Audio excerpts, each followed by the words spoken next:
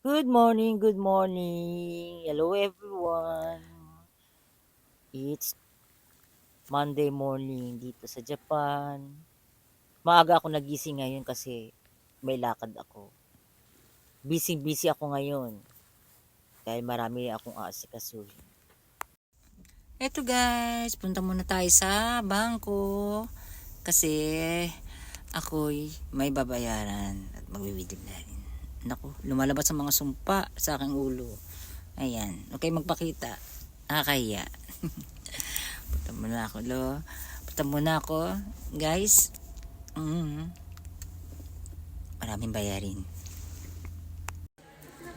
Ayan guys, dito ako sa hospital kung saan ako na-confine kasi kailangan ng pirma ng doktor ko para sa aking life insurance at saka din sa makukuha ko sa trabaho dahil hindi ako nakapasok.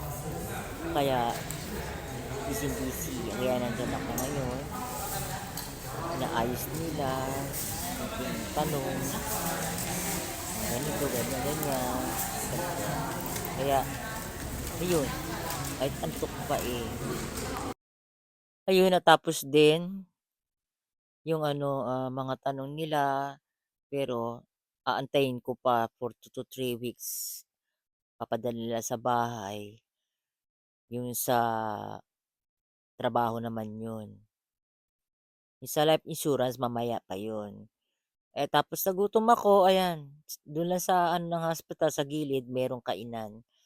Kaya lunchtime naman siya, kaya tamang-tama doon na ako pumunta, doon na rin ako kumain. Medyo matigas lang yung chicken, kaya hindi naman naubos. Pero masarap, lang. Masarap naman siya. Medyo lang, hard lang yung manok.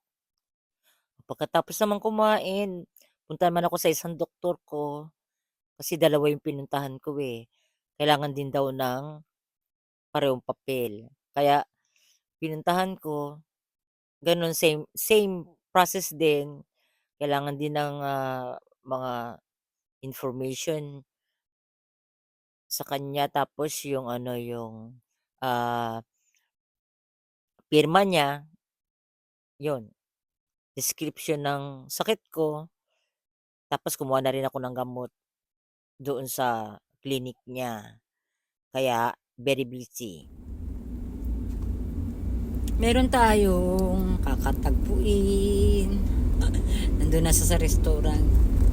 Meeting place namin. Kasi may kinuha pa ako kay doc, isang doc na may pinasulat pa kasi akong form para sa insurance na makukuha ko. Ayun, andun na siya. Nakakahiya naman. Napait to Haponesa, hindi naman siya Pilipina. Tulungan niya akong magsulat sa papel kasi hindi ko maintindihan. Ano siya yung sa life insurance ko, dahil na hospital nga ako, tulungan niya ako mag fill up kasi hindi nga ako intindi nung malalalim na sulat nila, kaya tutulungan niya. Bait see you guys later.